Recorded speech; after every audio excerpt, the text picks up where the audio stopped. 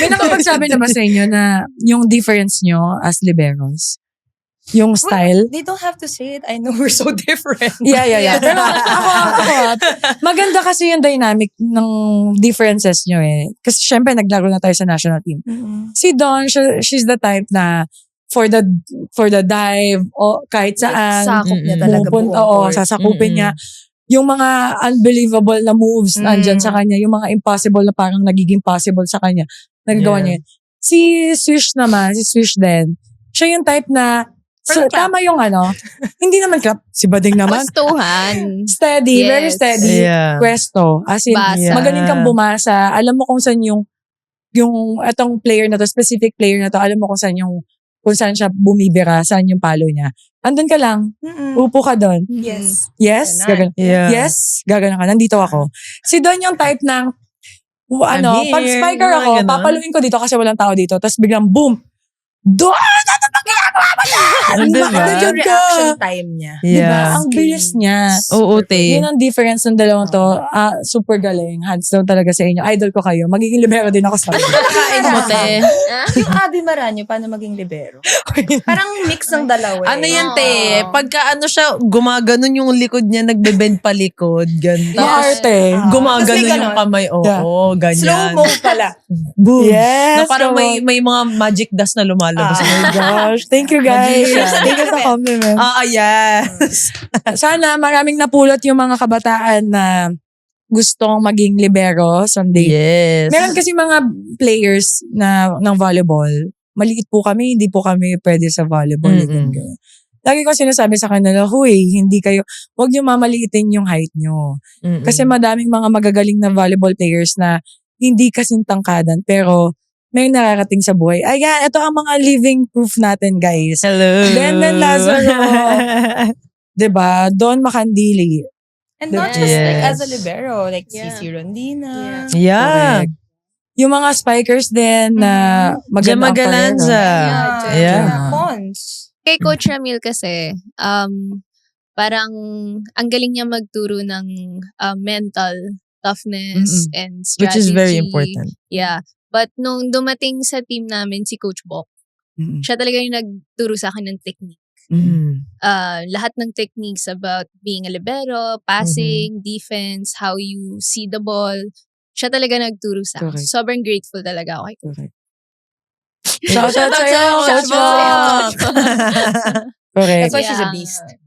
She's a Very Japan yung tinuturo niya sa akin. Bina-one-on-one yan siya. Pag nag-start na yung namin guys, yung ball handling. Yeah. Si Don, iba ang ka-ball handling niyan. Si Coach Bok. Yeah, kaming mga libero. Minsan, syempre, nadadaya mo pa yung ball handling. Fresh ka pa after pag mag-break. Si Don, hulas na. Grabe na, parang wina-one man na siya dun sa gilid. Oh my God. Yun na yan. Yeah. Diba? Yeah. Usually, yung mga magagaling na libero, ganun talaga. Hulas. Yeah. 30 minutes pa lang. Yes. Actually, yung mga libero namin before sa NU, hindi pa kami nagsa-start. Kaming setters tsaka libero, hulas na kami, hindi pa kami nagdadasal. Wala na talaga dito. So yung tirik yung araw, tanghalin tapat yung training niya. Shout out, charot. Dami mo na shoutout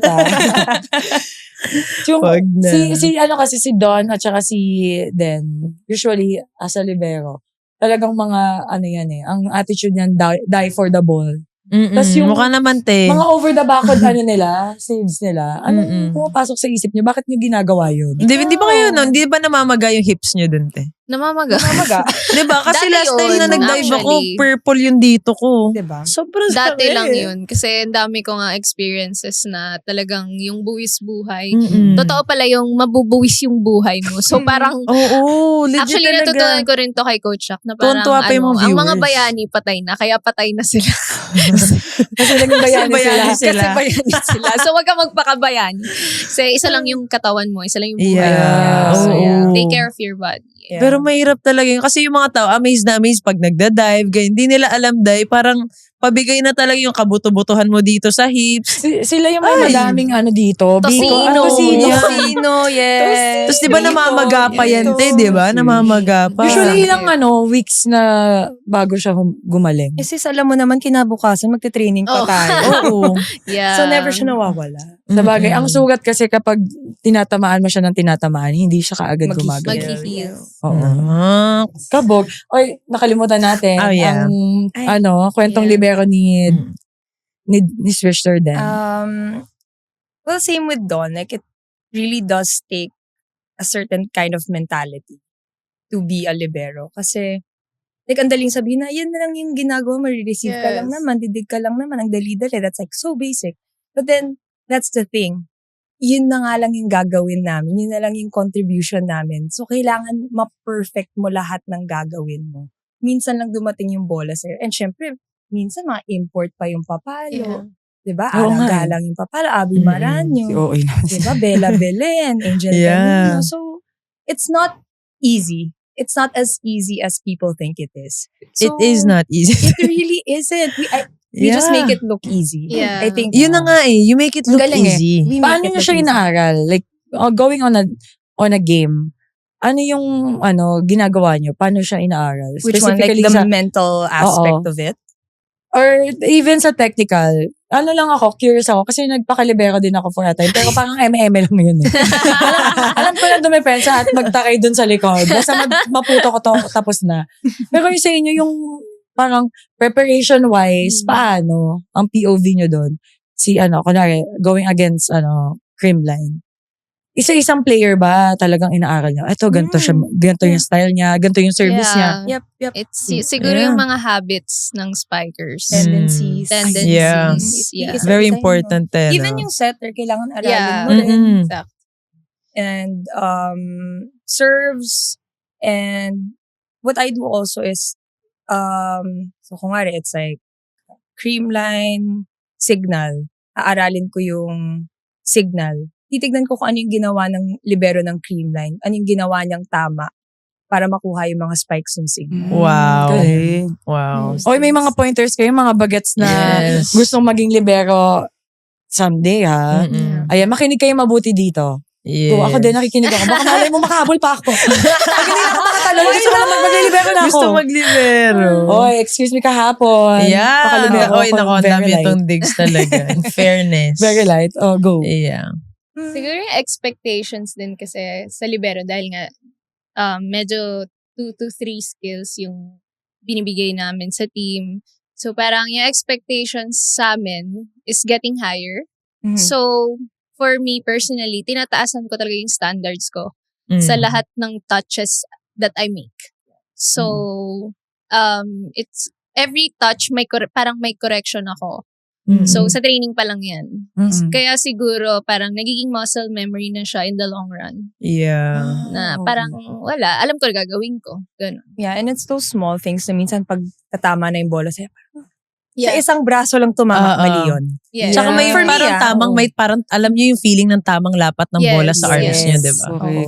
Yes. Tsaka yung mga things. form nila, ibang klase talaga yung form nila. Yes. On the dot. Ang pinaka na-amaze ako sa libero, kasi the form, pwedeng aralin ng kahit sino. Pero yung reaction and yung talagang, the way they anticipate the ball, how they read the ball, na para bang, wow, they're just there. And they are everywhere. Like, I can't do that. Hindi ko naabot yan. And they're there.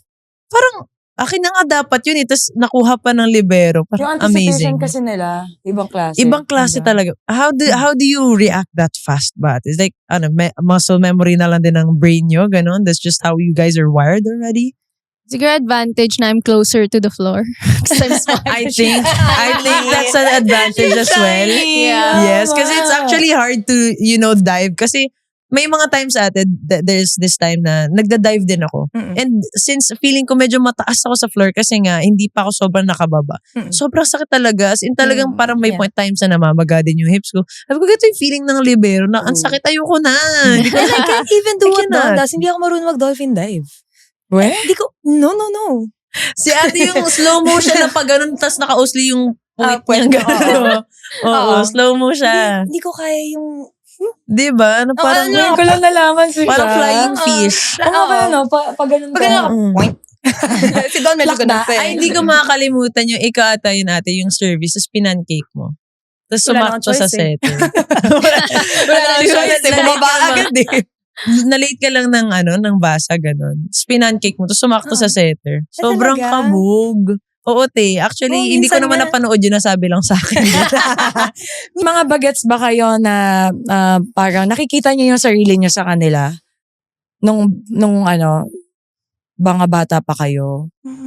Wala naman. Siguro yung style or how she Ayan. plays, si Ayan. Roma.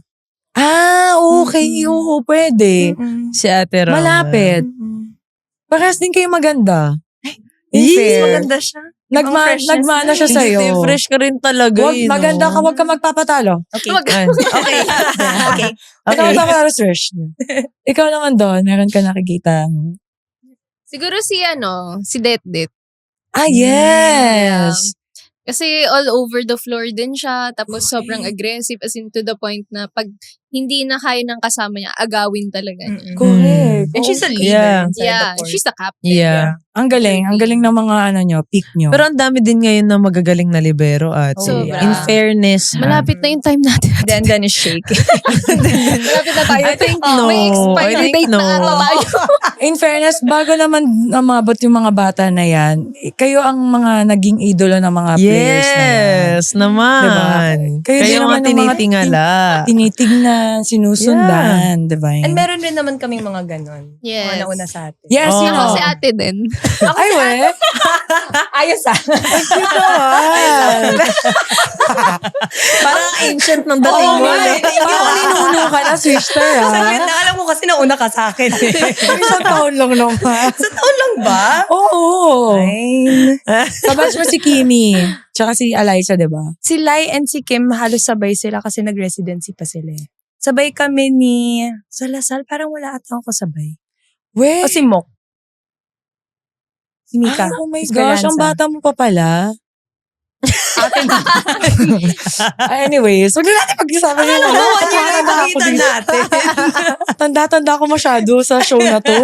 Hindi na kayo yung first guest namin na baon talaga yung edad ko dahil. Lahat talaga sila. Wait, Ano? alam ko nga mas matanda ako sa'yo eh. Hindi. 92. 92 din ako. Magkaedaran. December ako. December. Ay, mas matanda. Mas matanda. Thunders. Tanda ka pala. O, diba? Trivia. So, tanda si wow. Denden. Pero mas mukha ako matanda. As a Chang. As a chang ng As volleyball. everybody's Chang. Oh, yes. Mm. Community. Hindi, sige, ganito. Ikwento nyo na lang kung anong nararamdaman nyo pag nakakaharap nyo yung bawat isa sa magkabilang court. Kami dalawa. Yeah. Ang layo namin sa isa. Ito nasa likod actually. Nasa likod lang naman kayo eh, no? Pero ako like mas na motivate ako pag si Don kasi like I know she's gonna bring her So pag sa A-game all iba, Yeah. hindi ka na motivate ganun. Ang sama ng image. end of conversation. Hindi naman. Goodbye, Pero kasi Camille Cal. I've been with Don sa national team. So I know what she brings to the table all the time. Yung prep niya, the Mhm. way she goes into a game, yung headspace niya. I know that she's always gonna bring her A game. Kaya pag alam kong kalaban ko yung team niya, like I have to bring my A game too. But then I just really can't do the dolphin dive. Salamat sa panonood ng Beast Mode. Kung na-enjoy mo ang episode na to, may mas marami pa kaming kwento ng sigawan, asaran, at kulitan dito sa channel. At syempre, huwag kalimutang mag-like, comment, at subscribe para ikaw ang unang makakita ng bagong Beast Mode drops.